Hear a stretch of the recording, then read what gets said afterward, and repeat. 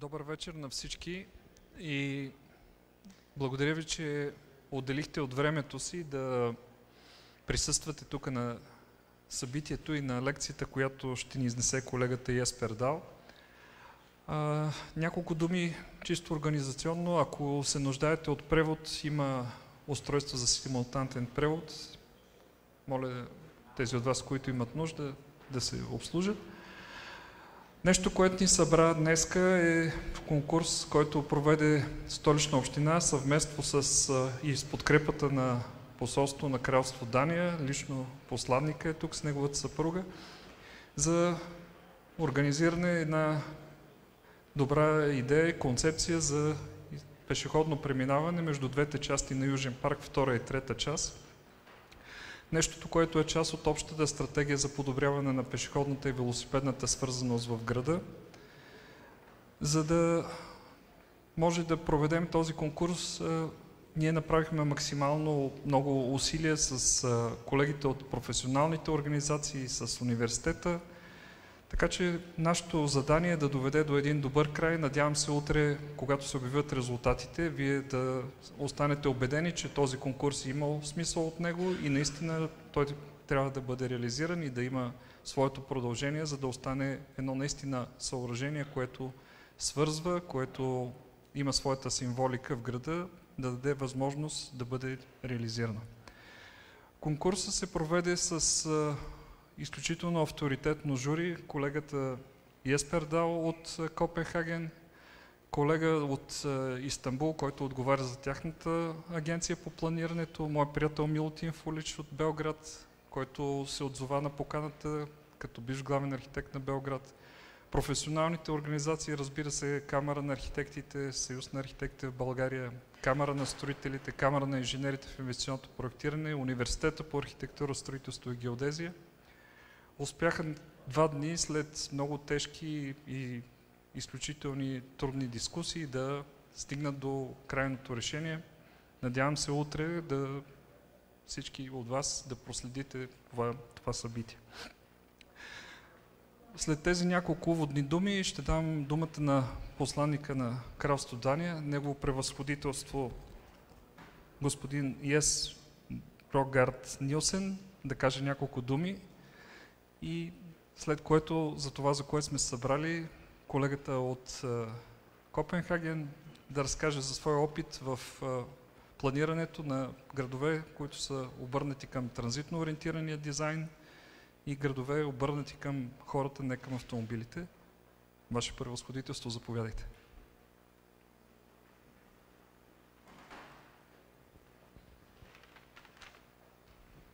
Thank you, Mr. Strafgaard. Excellency, distinguished guests, ladies and gentlemen, this year Copenhagen has been ranked as the most livable city in the world for the 5th time, the only city that has been number 1 5 times. One of the reasons for this ranking is, quote, Copenhagen has consistently put pedestrians, bikes and people at the center of the city, end quote, in their urban planning, resulting in an efficient and sustainable bicycle and pedestrian infrastructure. The quote is from the magazine Monocle. The magazine says Copenhagen, but they forget that urban planning does not take place without a strong municipality that focus on and prioritize urban planning. Livable and sustainable cities are not born out of nothing, they are planned. The architect competition about a bicycle path in the southern part of Sofia is an example of the same vision for urban planning and urban living that the one the city of Copenhagen has. This vision prioritizes people over cars and see it as a goal to create a livable city. This does, however, not mean that a municipality with a magic wand can conjure up the kind of city that we are talking about. It takes time. And there are many players and many different interests to take into account. In Denmark, it's not only the city of Copenhagen that prioritizes architecture and urban planning. We have in fact a national policy of architecture. It's entitled, my translation, People at the Center, and thus showing that it's a general vision in Denmark to put people first in architecture. focusing on safe places and frameworks that inspire development. The policy was made involve 12 different ministries, and Jesper Dahl here was in charge of this work when he was at the Ministry of Culture. Now he's working at the city of Frederiksberg, which is an independent city within the limits of the city of Copenhagen. And here he is, I suppose, implementing some of the ideas of the national policy. And this week, Jesper is in Sofia, where he, together with Chief Architect of Sofia Municipality, Zdravko Zdravkov, and others, are developing further the ideas of livable cities. I'm honored and happy to have Jesper in Sofia. I very much look forward to the lecture tonight. Let's give him a warm welcome.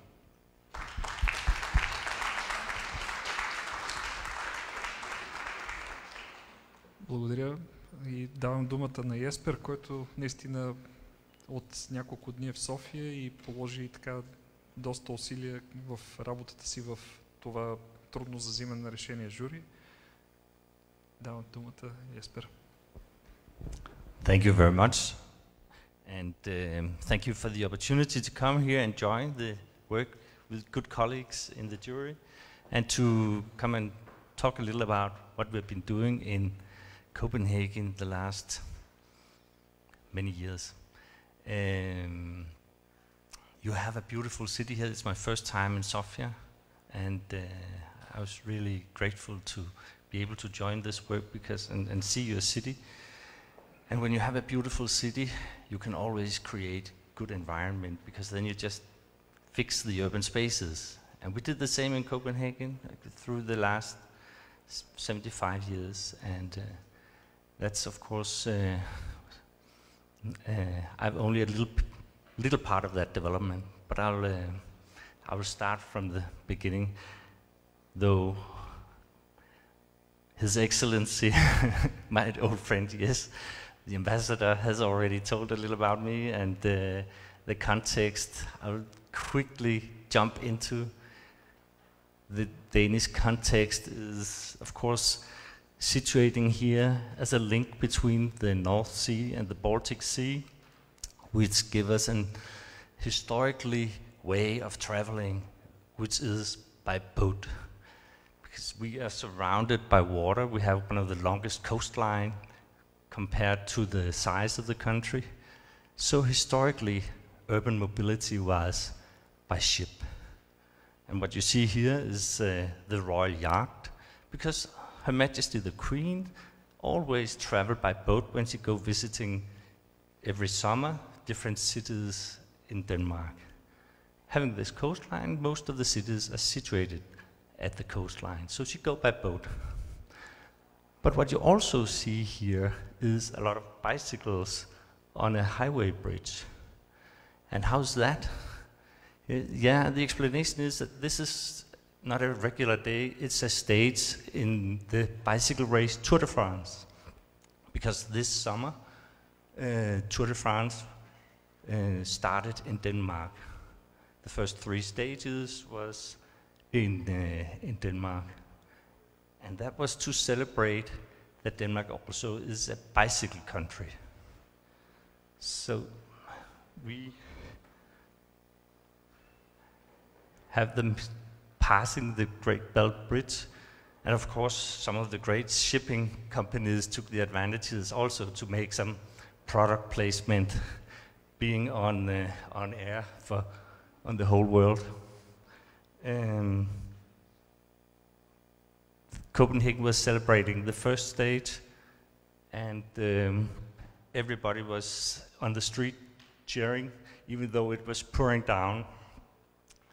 And then it all ended up with the Danish biker, the Danish rider, Jonas Vingegaard, could bring back the yellow jersey as the overall winner of the Tour de France this year. So this really celebrated, and that was the intention, celebrated Denmark as a bicycle nation. And especially in the capital, which have been enlarged here, the capital region, that's really a bicycle culture we have there. And that's one of the major strategies in Copenhagen. That was the context. A little about me. 10 years ago, I worked for the municipality of Copenhagen, which is the red marked on the screen.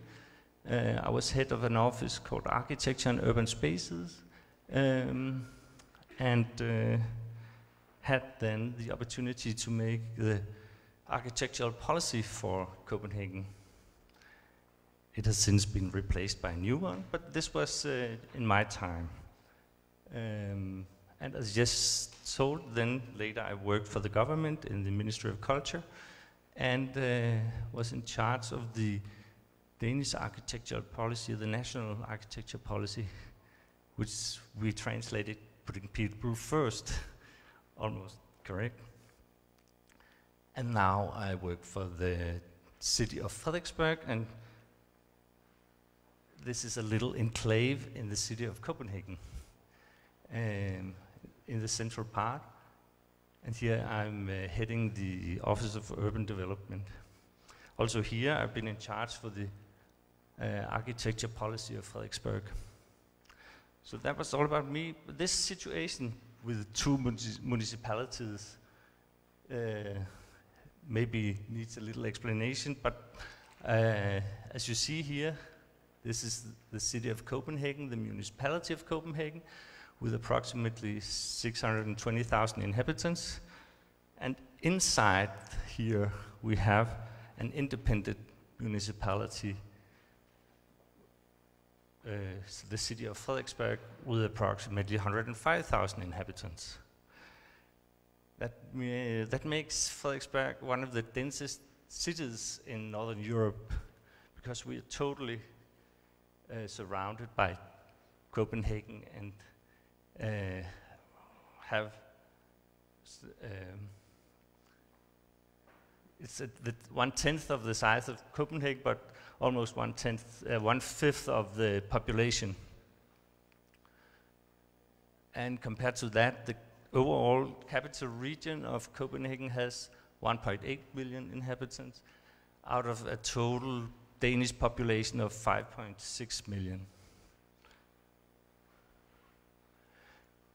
What I'm going to talk about today is the urban mobility in our city planning. That's my focus point.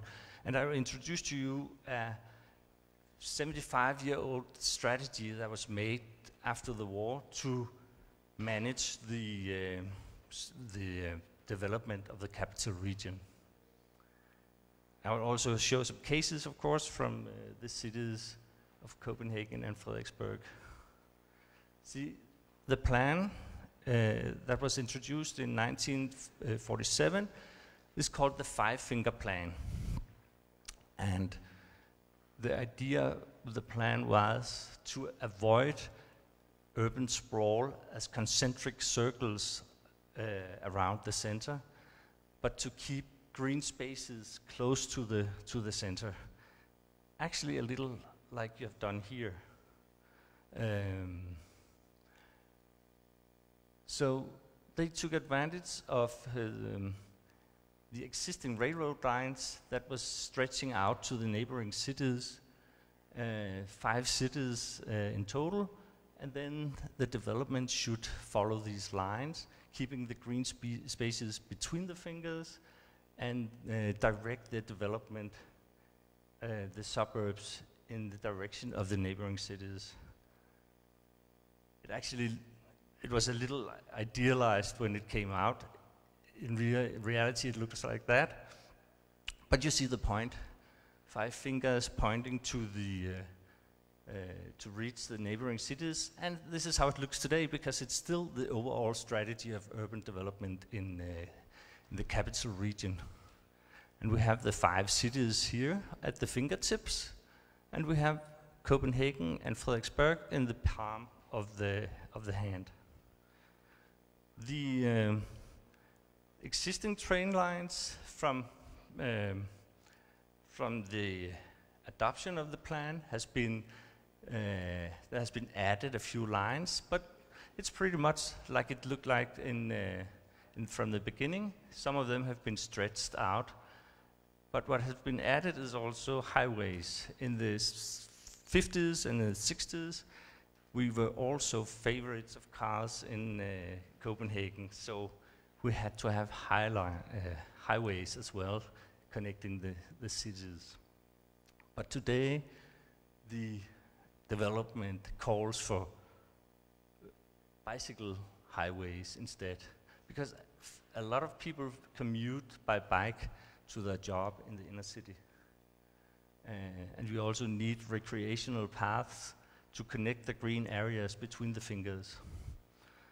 So that's basically the strategy. Make use of the public transport and keep green areas coming in close to the inner city. So the cities along the fingers look more or less like this. You have the railroad in the center. Here we also have the highway. You have green area close by. And then you have a dense center. In this case, it's the city Lyngby. And to support the public transport, the cities along the fingers committed themselves to densify the center. So here you find tall buildings, office spaces in this case, and surveys shows that around 70% of the people working here they commute with the S-train. So it was the deal made by the railroads company and the cities along the tracks that they should support the public transport this way.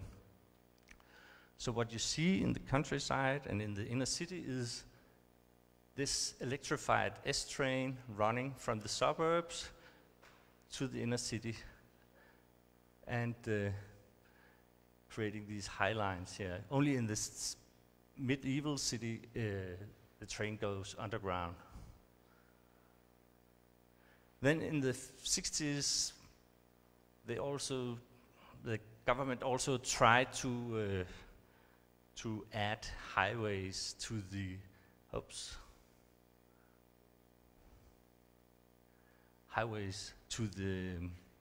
fingers, and they wanted the highways to go right into the city of the center, so you could approach the city by elevated highways.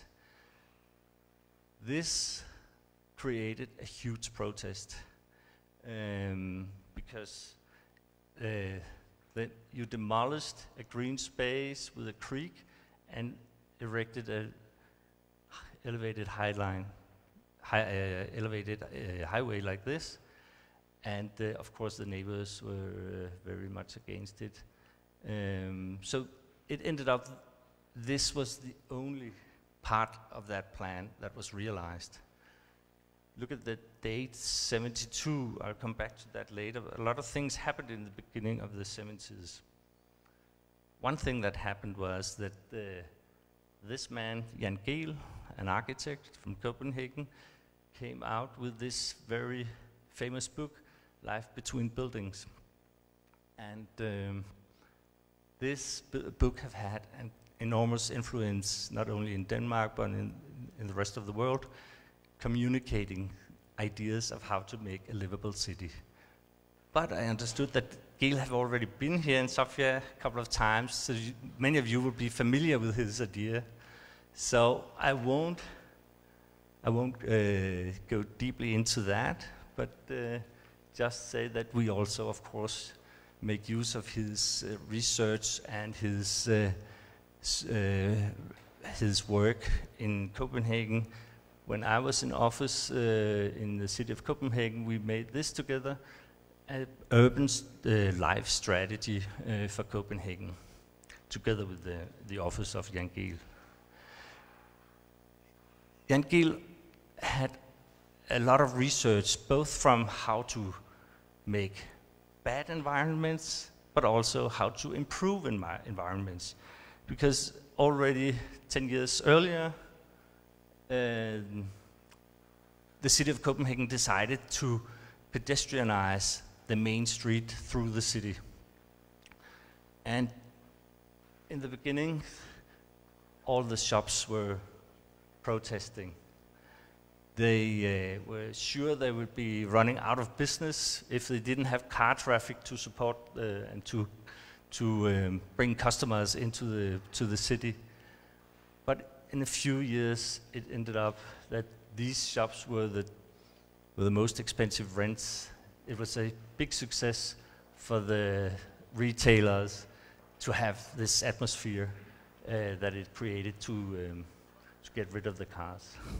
So this was the first example in Copenhagen of creating livability by getting rid of the cars. But the protests were severe, and you will probably see that here as well when you work with this topic. Cars are the kings everywhere. Another blow to the car traffic as the future for the city was the war here in the Middle East that created an oil crisis. Actually, a little like now, these days where energy is a weapon in an ongoing war, here, especially Denmark, was severely hit by the oil crisis. And the government had to introduce car-free Sundays for a while to save gasoline. So again, this was made people think, well, cars can't be the future. But the crises were severe, and actually this oil crisis made Copenhagen, not only the oil crisis, but the whole economical crisis created a situation where Copenhagen was a shrinking city for 25 years. You can see here the population fell 25% in 25 years. Then the next 25 years it has been rising again, and now we are approximately at the same level as we was in 50 years ago. What you also can see is that the total development in the capital region of Copenhagen, there's a much smaller decline. And of course, the city of Copenhagen is part of the region of Copenhagen, of the capital.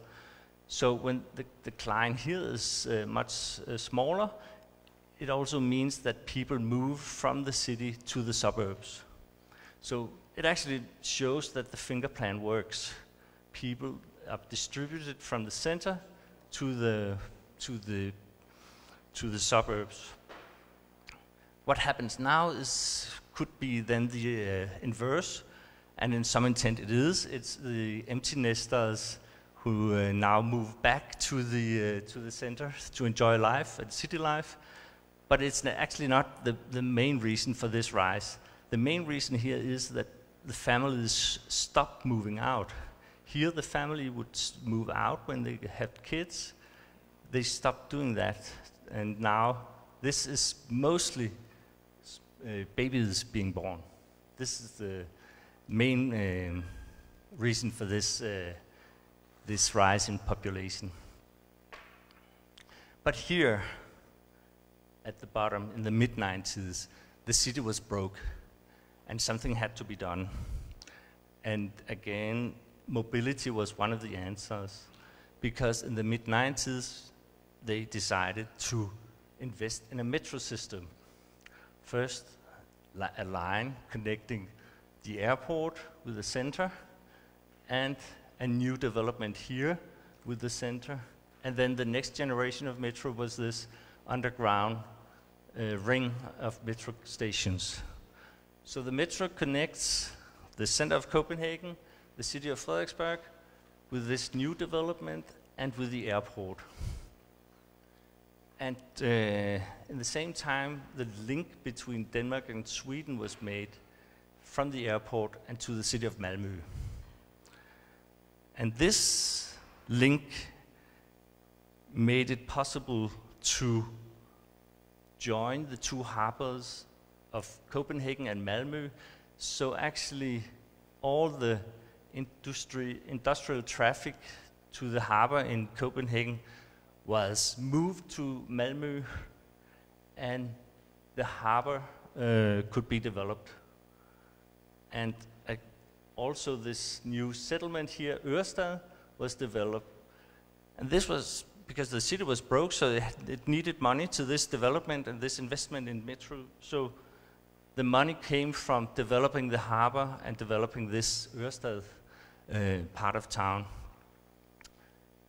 The harbor is then, in the last 25 years, been transformed from an industrial harbor to one of the most attractive sites to live, to work, and where some of the big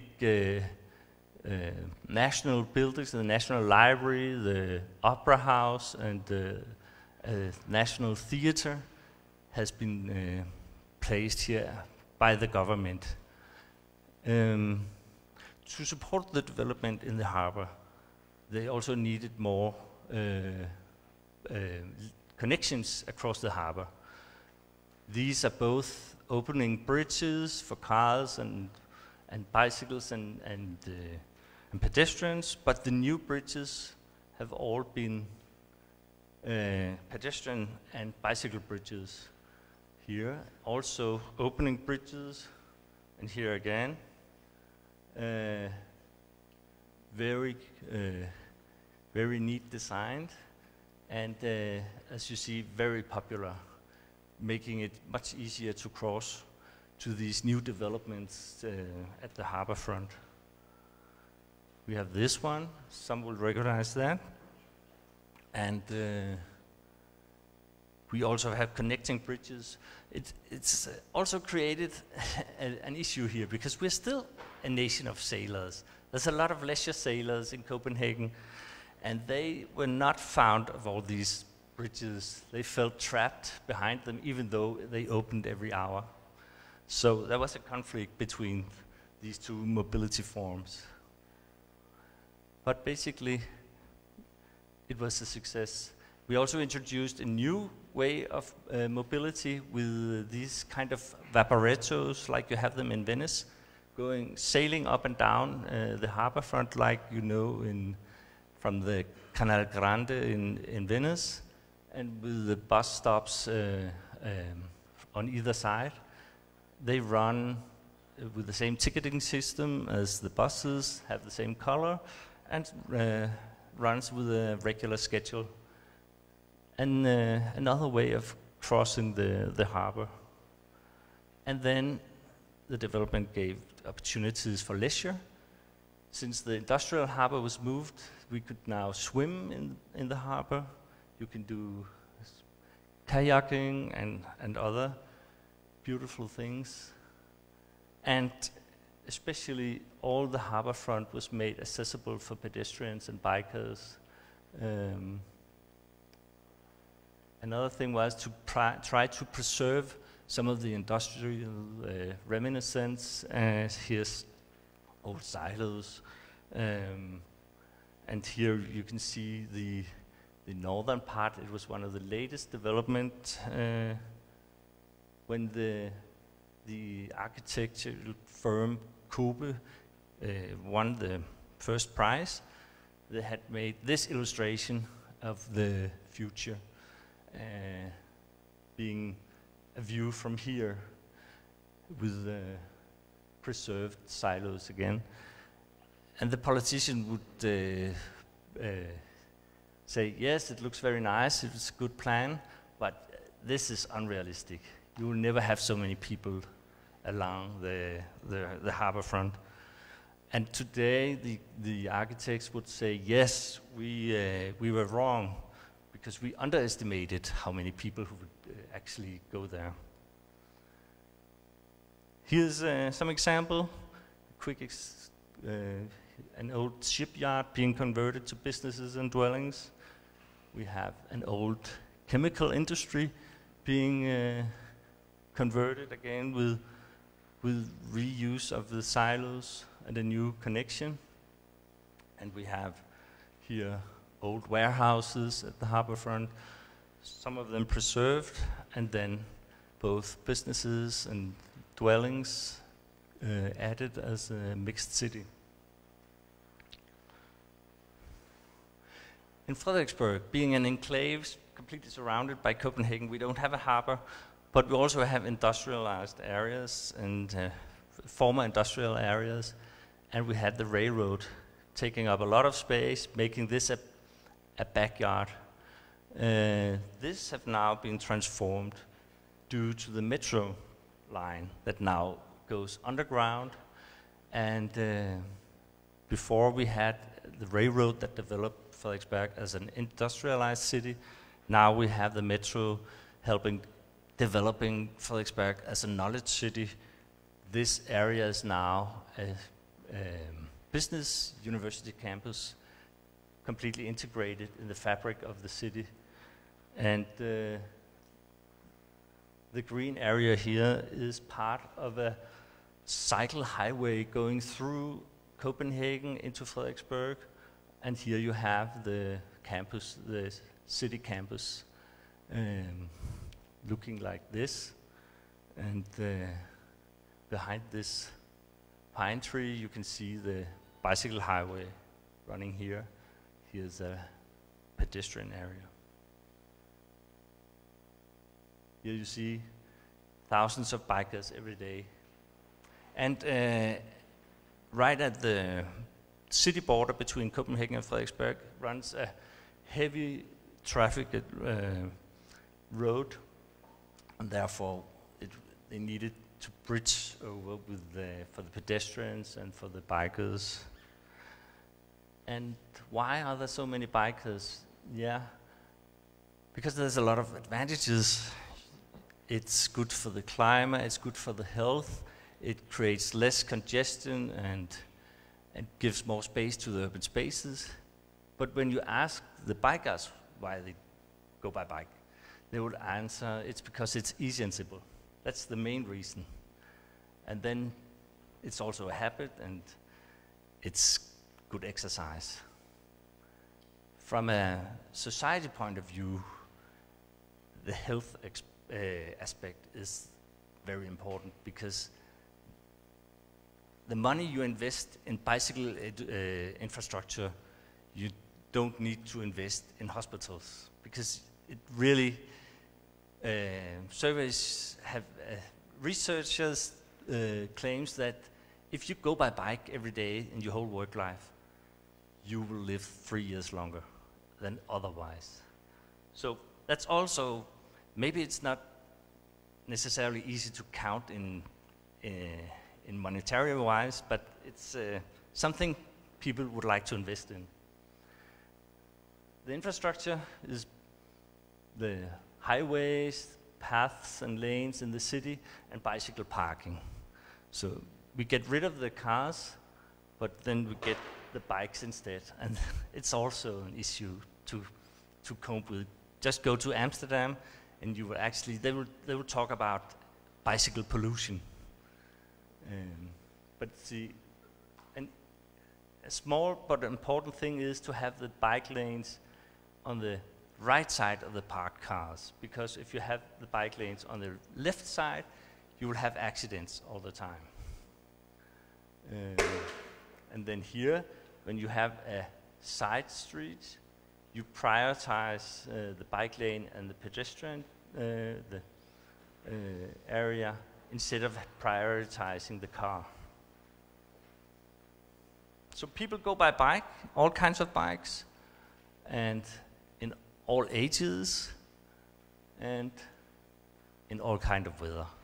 Weather is probably the biggest trouble. But as they say in Britain, there's no such thing as bad weather, there's bad clothing. Here is how it developed from the 70s. I don't have the newest number, but you can see after the turnaround, you can see how much it developed.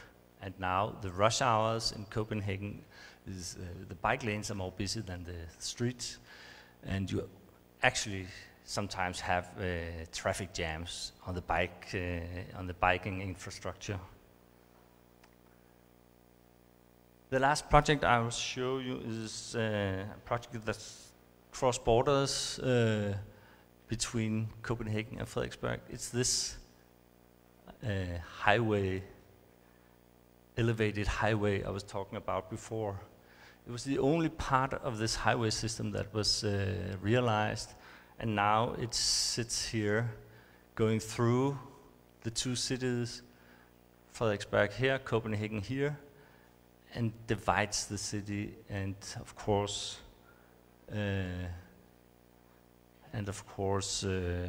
disturbs the whole area.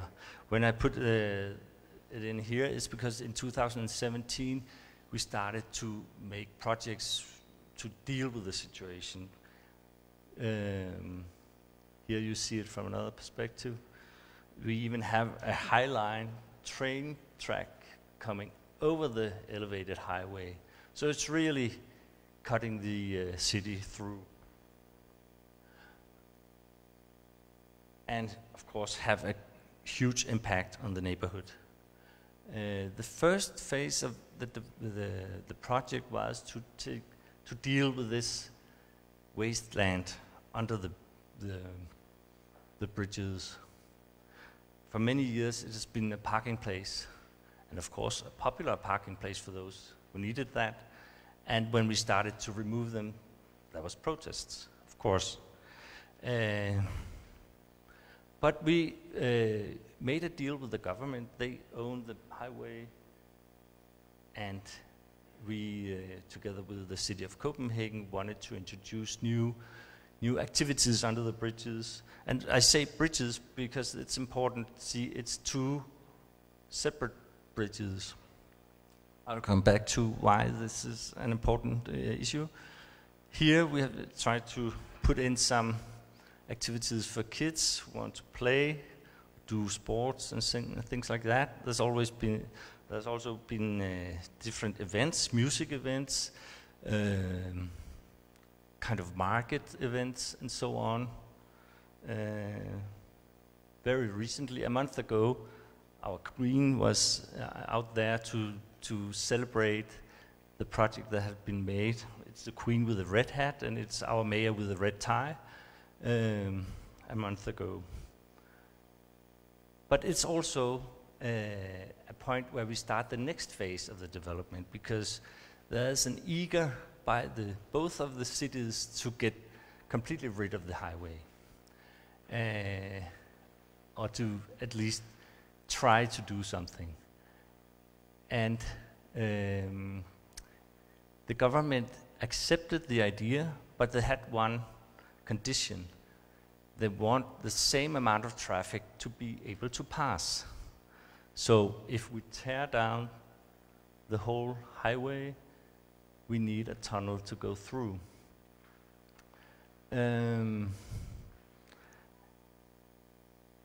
The trouble about that is that when you dig a tunnel, you have to get cars from here and under the ground. And that also divides the city. For 300 meters, you will have a hole that also ruins the spaces in the ends. So it's not easy to drill a tunnel in the city. Nevertheless, there was a decision from the politicians that we should examine the possibilities.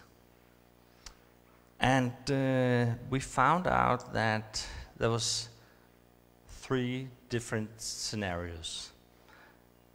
The first one was the obvious one: get rid of the highways, drill a tunnel, and create a park on top of that, like it used to be with the creek. The creek is still there; it's just covered, and have some green development here. That's an expensive task. So the next scenario to examine was to finance or partly finance this development through building on the ground. Introduce some kind of buildings here that could give some money to the tunnel. And then it turned out there was a third alternative. because the tunnel is very expensive. But it turned out in the examinations that the limitations of the capacity of this highway was not the number of lanes here. The limitation was the red lights, the traffic lights in both ends. So when we have analyzed it, it turned out that we actually could have the same amount of traffic going through with only one bridge, because we have 3 lanes and an emergency lane on each side. We could reduce that and have 4 lanes, 2 in each direction on one bridge. So we were asked by the politicians to examine that solution too. And the report came this summer. We had a very good Danish architectural firm, Vandkunsten, to examine these 3 scenarios. And this was the first one, the park scenario with the tunnel underneath. Then you still have this trouble with dealing with the ends. As you can see here, they somehow gave up talking about this area. But they gave some nice visualization of how you could create a park and still have some traces of the old infrastructure and make the creek come back to life. This is a very expensive solution. A little less expensive, but still expensive, is it when you still have the tunnel and then you have buildings on top of that. Because there was such an urge for having green spaces, you could not build a wall. You had still to create some green areas to fulfill the visions and dreams of the neighborhood and the politicians. So here you still have a little part of the creek running, and you have green spaces and no highway. The third, this is how it looks like with buildings. The third opportunity, the third scenario was this, by keeping half of the highway with one bridge and then have park on the rest of it. And we were lucky the designers kept the one pointing to Copenhagen and Frederiksberg as the park side. Well, it's also the sunny part here, so it makes sense. And no tunnel, no big hole being dug in either end. Still have green spaces, but also this area. And to an extent, there's people who actually likes this area, because now we have, in 5 years, we have had it for special events, for some activities, and there's also a nostalgia about it. There's been, it's a place where they shoot a lot of music videos, and it's the only place, it's a unique place in Denmark, but it's also a place very much disliked. But as you can see, you can still have green spaces and this highway. Of course, you have to deal with the noise, and not everybody is satisfied with that. But there's 2 things that made the decision for the politicians draw in this direction. One of it was the financial part. This is much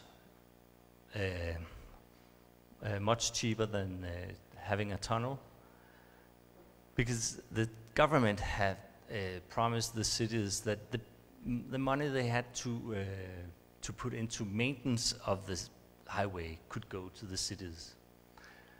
So this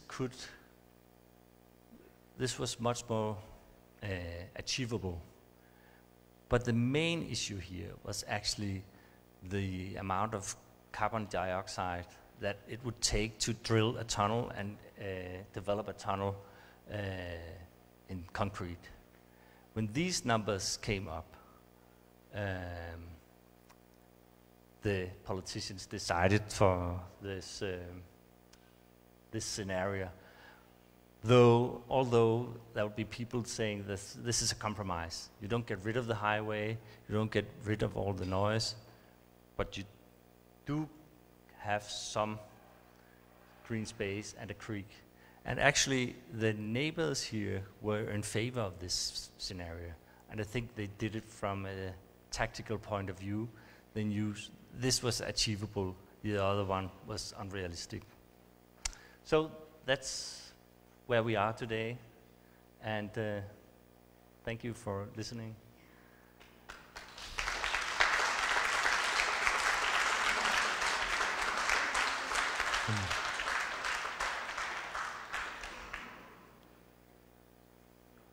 Да благодарим за чудесните примери и за лекцията, която ни изнесе.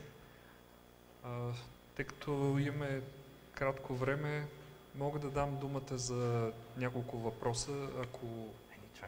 Окей.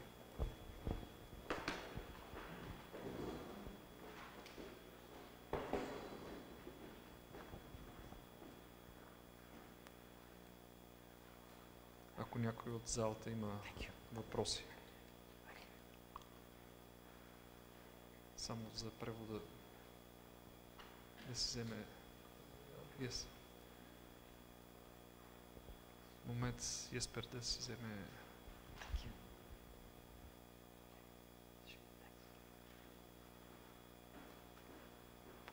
I'm set. Окей. Пускахте думата. Thank you. That was very nice that we can exchange some samples from Denmark. And my first question is, in the 70s, when Copenhagen decided to go more kind of bicycle friendly, who was the main motivator? How did you build the consensus? Are those the politicians? What kind of politicians? Are they primarily business oriented or more left kind of government was there to help that process, or was more the momentum of the citizens and the bike users? And my second question is, does Copenhagen have many green wave bicycle lanes? And what is the set speed, if you know? Thank you. Okay. I think actually they decided to invest in bicycle infrastructure, but I think you also have to take into account that in the 70s, 80s, the city was, as I showed, the families were moving out, and the population was, those who stayed in the city was the students and the elderly people. And many of these doesn't have a car. It's very expensive to have a car in Denmark. It's taxed very heavily. So students can't afford to have a car. So they go by bike. And so I think it was also a user-driven development. And the rest of the users, those who had the families, they lived in the suburbs. But because of this five-finger plan, it was much easier for them to take their bike to the train station and go by train to the job in the city. Because people always take the easiest way. So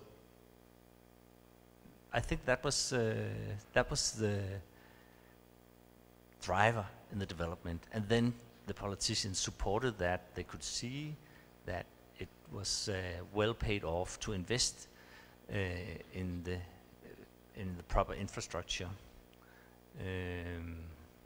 So I forgot your last question. Sorry, will you repeat?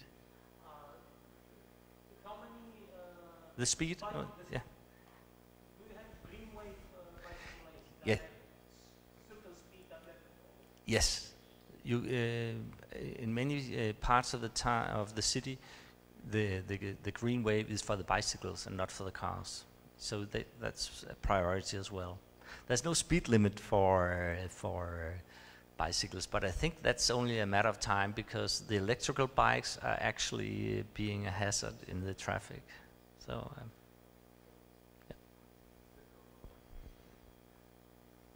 Hello, Jasper. Thank you very much for your exciting presentation. I have very many questions because I'm an urban planner for 40 years, but I want to emphasize one question. You mentioned that the central government and the local government and mayor and city council are cooperating in these big infrastructure changes. Will you explain what is the role of mayor and city council and how you solve these heavy questions, for example, port authorities, railway stations, how they are removed from the city structure? It is government decision or it is a pressure from mayor and local government and city council, and how these very complicated relations are solved in this case? Thank you very much. Well, today you will find the mayors and the ministers and the ministers have a car from the ministry, but often they go by bike to the job and then they drive around in the minister car during the day and then they take their bike home again. Our mayor go by bike to the office and home, and again they do it because it's the easiest way. So they live the same. In Denmark, the politicians don't live as separate lives away from the ordinary people. They are ordinary people and live more or less the same way. So they also know how it is, and they also want to show the public that they live like ordinary people.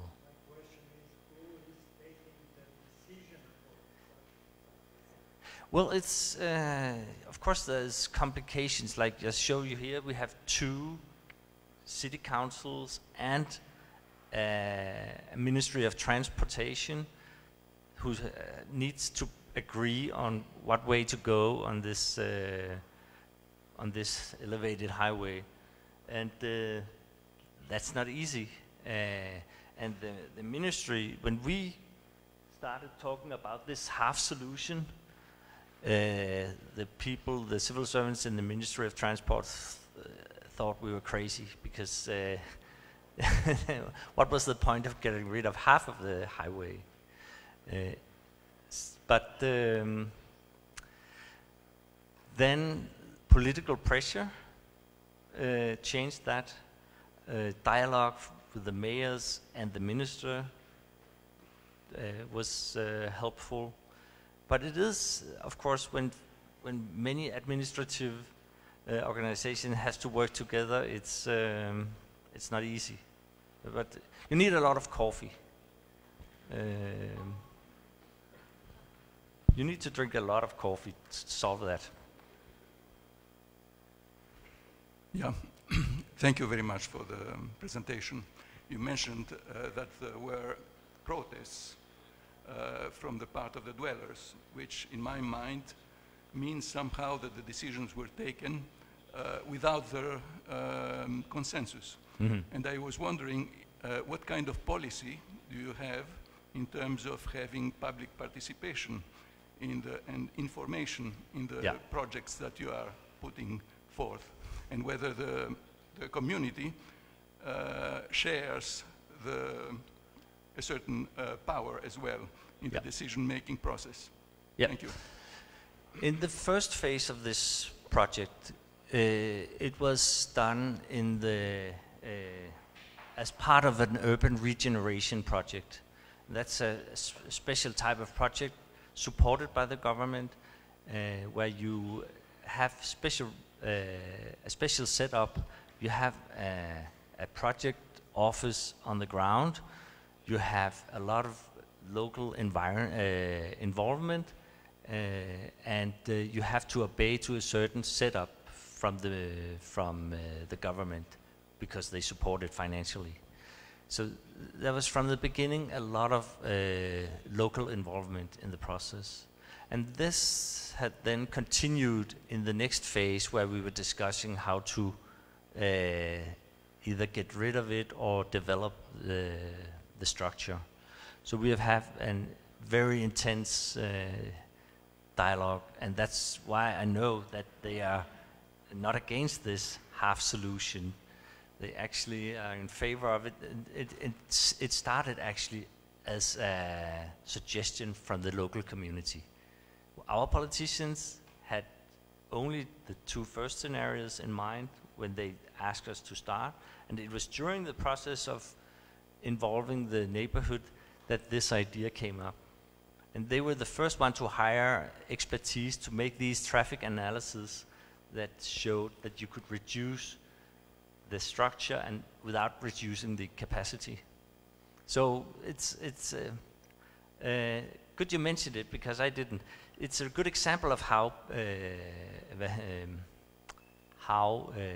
local involvement can develop a project in a direction you wouldn't see from the beginning.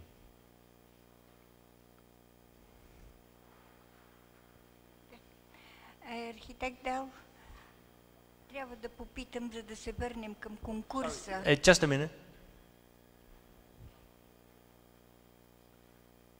За да се върнем към конкурса в София, искам да попитам, вие сте член на журито, вече имате ли отговор, логична ли е ситуацията върху жива паркова територия да изграждаме съоръжение? Моля ви за откровен професионален отговор. Yes, I visited the site yesterday for the first time, and I could see that a huge part of the area, or a huge part, but a part of the area in South Park 2 is quite inaccessible today. So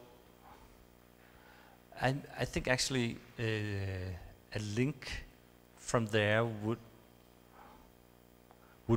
improve the area immensely. But there's a lot of improving possibilities there. For instance, there's a river running there, and a lot of the time you can't see the river, and you can't access it. So I think it's you can improve that, but now seeing the different proposals, it's also obvious that you could do that in good ways and also in bad ways. Аз да благодаря на всички, които участваха. Последен въпрос, да. Виждате ролята на гражданското общество в контрола на общинските власти, по-специално на публичния ресурс, върховенството на правото и инициативите за по-добра изграждане на по-добра градска среда. Може ли да споделите вашия 75 годишен опит, защото сте минали през този път, и поздравявам господин Здравков, че кани водещ архитект, който с вашия опит е решил много проблеми и може да ни помогнете. Благодаря ви.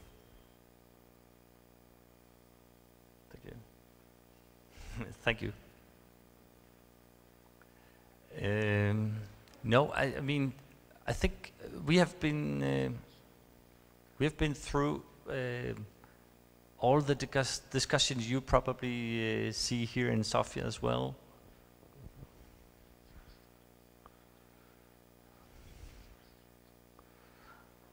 And but urban spaces is a tricky thing, because what defines the urban spaces is the structures around them. And as I said in the beginning, I wouldn't talk about the ideas of Jan Gehl today, but let me briefly say one of his key points. His key rule of thumb is start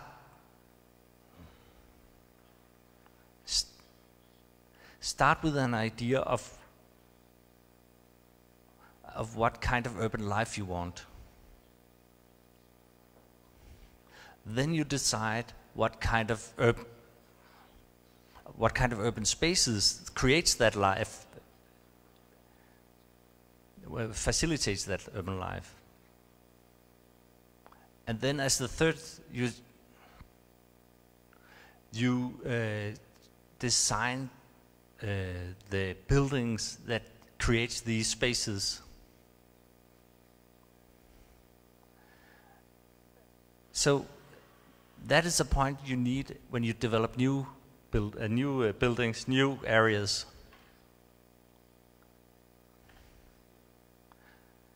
And he defined this methodology as he saw the modernist era doing it in the wrong direction. They built modern houses, and the urban spaces were the spaces between. And in many cases, there were no urban life at all. I haven't, as I said, it's my first time in Sofia. So I have not been in the suburbs of Sofia. Correct me if I'm wrong, but I guess you also have these concrete slabs where there's difficulties for the urban life to exist. But the inner part of Sofia, you don't need to change the buildings. You have beautiful buildings, historical houses, and so here you can concern only on the urban spaces. You have the right scale, the beautiful facades. So it's the traffic and the urban spaces. That's where the focus should be.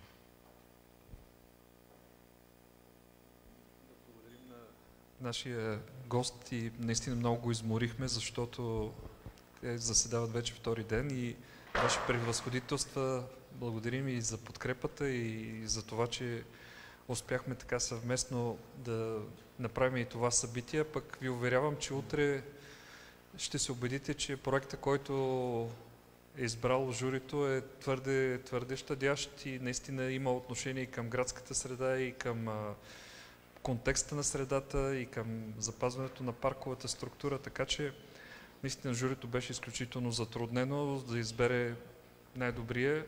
Сигурно ще има така чисто колегиално доста коментари, спорове, но това е правилното в едно състезание, в което имаше наистина изключителни проекти. Благодаря на всички от вас, че дойдохте тази вечер и надявам се да организираме следващата ни среща скоро. Благодаря.